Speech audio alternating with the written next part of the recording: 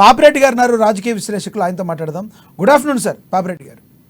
Good afternoon sir. పరిస్థితులు చూస్తున్నారు మీరు, ఒకరి మీద ఒకరు మాటల దాడి అనుకోవాలా? రానున్న పార్లమెంట్ ఎలక్షన్లో భాగంగా ఇలా జరుగుతుంది అనుకోవాలి, ఏమనుకోవాలి? కానీ 100 రోజుల పాలన, కాంగ్రెస్ పాలన సంతృప్తినిచ్చింది అనుకోవచ్చా?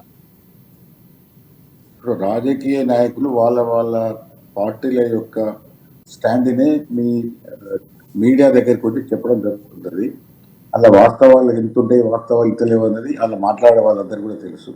అంటే ఒక విషయం ఏంటంటే, ఇవాళ రాజకీయాలలో విలువలన్నీ నశించిపోయినాయి. అది ఏ పార్టీ, ఈ పార్టీ, ఆ పార్టీ అని కాదు, అన్ని పార్టీలు కూడా దీనికి బాధ్యత వహించాలి. ఇప్పుడున్న రాజకీయ పార్టీలు ఏవైతే మనం మాట్లాడుకుంటున్నామో, వాళ్ళు కూర్చున్నారో, ఆ రాజకీయ పార్టీలన్నీ కూడా ఏదో ఒక స్థాయిలో ప్రత్యక్షంగా పరోక్షంగా ఎక్కువనా తక్కువనా అన్నిటి కూడా ఇటువంటి కలుషితమైన రాజకీయాలకు అన్ని కూడా బాధ్యత. ఇప్పుడు ఉదాహరణకు నేను చెప్తా, 2014 తర్వాత ఇటువంటి రాజకీయాలంటే పార్టీ ఫిరాయింపులు పెద్ద ఎత్తున రూలింగ్ పార్టీకి తీసుకోవడం అనేది అది కేసీఆర్ టీఆర్ఎస్ ప్రభుత్వమే మొదలుపెట్టింది. 2014 తర్వాత పెద్ద ఎత్తున తెలుగుదేశాన్ని, వైసీపీలో ఖమ్మంలో గెలిచిన ఎమ్మెల్యేలను వాళ్ళని తీసుకోవడం జరిగింది.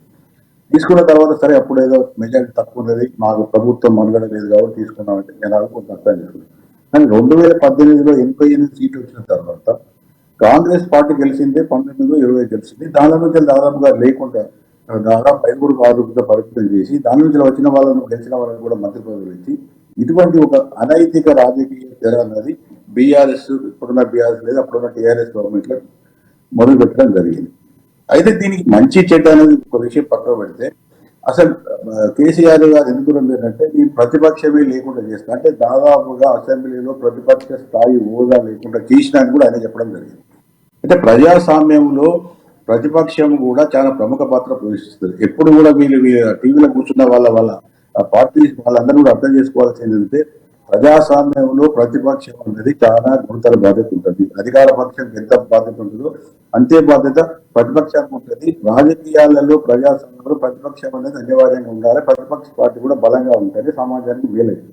కానీ దురదృష్టవశాత్తు ఇప్పుడున్న రాజకీయాలు ఇస్తే గెలిచిన తర్వాత ఈ గెలిచిన ఎమ్మెల్యేలందరూ కూడా ఏ పార్టీలో గెలిచిన కాదు, అధికార పక్షం వైపు పోవడానికి సిద్ధపడుతుంది. అది రాజకీయ పరిణామాలకు మంచి విషయం కాదు. ఎందుకంటే నేను ఈ మాట ఎందుకు చెప్తున్నానంటే, ఈ గెలిచిన ఎమ్మెల్యేలే కొంతకాలం టీడీపీలో ఉన్నారు, తెలుగుదేశంలో ఉన్నారు. తెలుగుదేశం తర్వాత మళ్ళీ టీఆర్ఎస్ లేదు, ఇప్పుడు బీఆర్ఎస్ లోకి వచ్చారు. మళ్ళీ వాళ్ళే కొందరు ఇప్పుడు కాంగ్రెస్ రావడానికి ప్రయత్నం చేస్తున్నారు. అంటే ఇదే ఈ ప్రభుత్వాలు మారినా ప్రజలు తీర్పు ఇచ్చినా కూడా కొన్ని నేను అనుకుంటా తెలంగాణలో 30 నుంచి 50 కుటుంబాలు శాశ్వతంగా తెలంగాణ రాజకీయాలను, తెలంగాణ పరిపాలన సాధించే స్థాయికి వచ్చింది. అది ఏ గవర్నమెంట్ ఉన్నా కూడా. తెలంగాణలోనే కాదనే సార్, పక్కన ఆంధ్రప్రదేశ్ లో పరిస్థితి కూడా అలాగే ఉంది. తెలుగు రాష్ట్రాలు రెండులో కూడా అలాగే ఉందిలేండి. ఇప్పుడు మీరు డిబేట్ కన్ఫైన్ చేసి తెలంగాణ గురించి మాట్లాడుతుంది. దేశం భారతదేశం మొత్తం కూడా పరిస్థితి అలా ఉందని క్యాజువల్ గా చెప్పాను సార్. Continue sir please. ఒక విషయం ఏంటంటే, అదే చెప్తున్నా, ఇప్పుడు తెలంగాణలో ఇది కొత్త వరడి. 2014 ముందు ఇటువంటి వరవడి లేకుండే. 1983లో తెలుగుదేశం రావడం జరిగింది. ఎన్టీ రామారావు వచ్చిన తర్వాత తెలుగుదేశం మొదటిసారిగా కొత్త పార్టీ వచ్చిన తర్వాత 2014 వరకు కూడా ఇటువంటి పాలిటిక్స్ లేవు. ఎందుకు లేవంటే, అటు తెలుగుదేశం ఉంటే ఇటు కాంగ్రెస్ ఉండేది. గెలిచినా ఓడిపోయినా కూడా గెలిచిన వాళ్ళు అధికారం ఉంటే, ఓడిపోయిన వాళ్ళు అధికార ప్రతిపక్షంగా ఉండేది, అధికారానికి ప్రతిపక్షంగా. కానీ 2014 తర్వాత అధికారమే పాదమావతి. నేను చెప్తే ఒక నిమిషం శివకుమార్ గారు నేను ఒక మాట చెప్తాను. ఎందుకంటే మీరు ఎవరు కూడా నేను మాట్లాడిన తర్వాత మీరు ఇంత చేయడం మాట్లాడుకోవచ్చు. ఎందుకంటే నేను రాజకీయాల గురించి మాట్లాడుతున్నా, పార్టీల గురించి మాట్లాడుతాను. రాజకీయాల గురించి చెప్తున్నాను.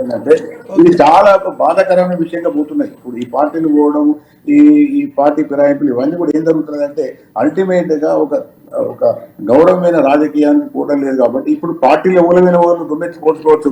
ఇప్పుడు తెలుగుదేశం కాంగ్రెస్ వాళ్ళు బీఆర్ఎస్ వినవచ్చు, బీఆర్ఎస్ వాళ్ళు కాంగ్రెస్ వినవచ్చు, లేకపోతే ఇద్దరు కలిసి బీజేపీ. అది విషయం కాదు. ఏ పార్టీ మీరు మీ ముగ్గురు నలుగురు మీరు ఆయా పార్టీ నుంచి మాట్లాడుతున్నారు. మీ అందరికీ నేను ఒకటే సూటి ప్రశ్న అడుగుతున్నా, మీరు మాట్లాడే వాళ్ళు మీ పార్టీలు మీరు మాట్లాడుతున్నట్టుగా ఉన్నాయా, భిన్నంగా ఉన్నాయా?